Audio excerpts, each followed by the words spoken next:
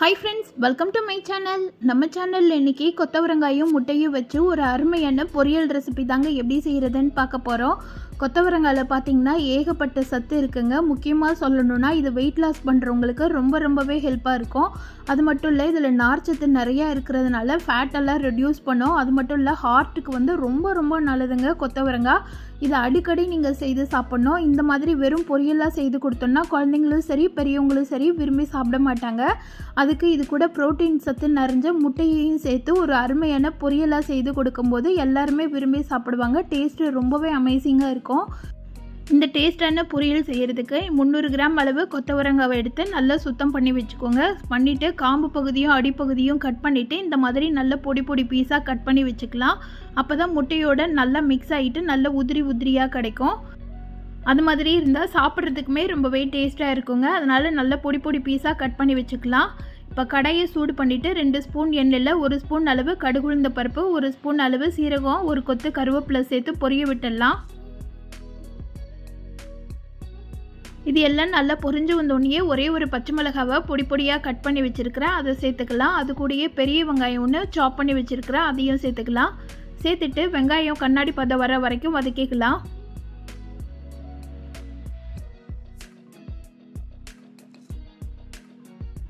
வெங்காயம் வதங்கி வந்தோடனே நம்ம கட் பண்ணி வச்சிருக்கிற கொத்தவரங்காயையும் சேர்த்துக்கலாம். இது கூட காய் வேகிறதுக்கு தேவையான அளவு தண்ணி சேர்த்துக்கோங்க. காயோட 1/4 வாசி அளவு தண்ணி சேர்த்துக்கிட்டிங்கன்னா கரெக்டாக இருக்கும். இப்போ காய்க்கு தேவையான அளவு உப்பு சேர்த்துக்கலாம். இது கூடவே 1 ஸ்பூன் அளவு மஞ்சள்தூள் சேர்த்துக்கலாம். எல்லாத்தையும் சேர்த்துட்டு ஒன்றா கலந்து விட்டுடுங்க. காய் வேகிறதுக்கு பார்த்திங்கன்னா 3லேருந்து 4 நிமிஷத்துக்குள்ளேயே காய் வந்து வெந்து வந்துடுங்க. அதனால் தண்ணி வந்து ஜாஸ்தியாக சேர்த்துடாமல் அளவான தண்ணி சேர்த்துக்கோங்க. காயோட 1/4 வாசி அளவு தண்ணி சேர்த்துட்டாலே போதுமானது. இப்போ ஒரு 4 நிமிஷம் பக்கம் ஆயிடுச்சு. காய் வந்து நல்லாவே வெந்து வந்திருக்கு. நம்ம ஊற்றின தண்ணி எல்லாமே நல்லாவே வற்றி வந்துருச்சு. பாருங்கள், கொஞ்சம் கூட தண்ணி இருக்கக்கூடாது. இந்த அளவுக்கு நல்லா வற்றி வந்திருக்கணும். அதே நேரம் காய் வந்து ரொம்ப ட்ரையாக இருக்கக்கூடாது. கொஞ்சம் மாய்ஸ்டராக இருக்கிற மாதிரி பார்த்துக்கோங்க. ஒரு 2% மட்டும் ஈரப்பதம் இருக்கணும். காய் வெந்துருச்சான்னு செக் பண்ணுறதுக்கு கையில் எடுத்து லைட்டாக கிள்ளி பார்த்திங்கன்னா இந்த அளவுக்கு நல்லா ஈஸியாக கிள்றதுக்கு வரணும். இந்த டைமில் இது கூட 1 ஸ்பூன் அளவு சில்லி பவுடரும் 1/2 ஸ்பூன் அளவு மிளகும் சீரகமும் சேர்த்து ஒன்றா உணுக்கி வச்சுருக்கிறேன், அதை சேர்த்துக்கலாம். இதுக்கு மிளகாத்தூளை விட மிளகுத்தூள் தாங்க ஜாஸ்தியாக சேர்க்கணும். அப்போ தான் பொரியல் வந்து நல்லா டேஸ்ட்டாக இருக்கும். இப்போ எல்லாத்தையும் சேர்த்து நல்லா கிளறி விட்டுடலாம். நம்ம சேர்த்துருக்கிற மிளகாத்தூளோட பச்சை வாசனை போகிறதுக்காக ஜஸ்ட்டு ஒரு நிமிஷம் மட்டும் லோ ஃப்ளேமில் மூடி வச்சு வேக வச்சிடலாம். பாருங்கள், இப்போ மிளகாத்தூள் சேர்த்ததுக்கப்புறமா காய் வந்து ஓரளவுக்கு நல்லாவே ட்ரை ஆயிடுச்சு. மசாலாவும் காயோடு சேர்ந்து நல்லா மிக்ஸ் ஆகி வந்திருக்கு. இந்த டைமில் காயை நல்லா இந்த மாதிரி ஒரே ஈவனாக பரசி விட்டுட்டு ஒரு 4 முட்டை எடுத்து வச்சுருக்கிறேன், அதை சேர்த்துக்கலாம். காய் நல்லா வெந்து வந்ததுக்கப்புறமா தான் நீங்கள் முட்டை சேர்க்கணும். மசாலாவும் நல்லா காயோடு மிக்ஸ் ஆனதுக்கப்புறமா தான் நீங்கள் முட்டை சேர்க்கணும். இல்லைனா பொரியலில் வந்து மசாலா வாடை வரும். அதனால் மசாலா நல்லா மிக்ஸ் ஆனதுக்கப்புறமா உங்களுக்கு எத்தனை முட்டை தேவையோ அத்தனை முட்டை சேர்த்துக்கலாம். நான் வந்து இன்றைக்கி ஒரு 4 முட்டை சேர்த்துருக்குறேன். முட்டை சேர்த்துட்டு மீடியம் ஃப்ளேமில் வச்சு காயையும் முட்டையும் நல்லா பரட்டி விட்டுடுங்க.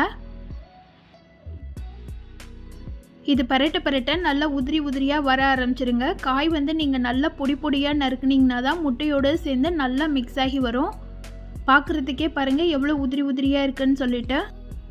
முட்டை பொரியலா இல்லை கொத்தவரங்காய் பொரியலான்னு கண்டுபிடிக்காத அளவுக்கு ரெண்டுமே சேர்ந்து நல்லா மிக்ஸ் ஆகி வந்திருக்கும்.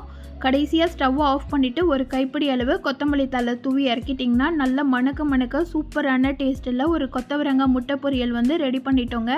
இது வந்து ரசம் சாதம், கார குழம்பு, சாம்பார் சாதம் எல்லாத்துக்கூடையுமே ஒரு அருமையான காம்பினேஷனுங்க.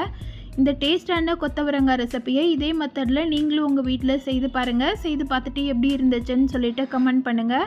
இந்த வீடியோ பிடிச்சிருந்ததுன்னா இந்த வீடியோக்கு லைக் பண்ணி சேனலை சப்ஸ்கிரைப் பண்ணிவிடுங்க. அது மட்டும் இல்லைங்க, கொத்தவரங்காய் வச்சு நிறைய ரெசிபி நம்ம சேனலில் அப்லோட் பண்ணியிருக்கோம். வேணுன்றவங்க செக் பண்ணி பாருங்கள். இந்த வீடியோக்கு லைக் பண்ணி சப்ஸ்கிரைப் பண்ணிவிடுங்க. Thank you friends.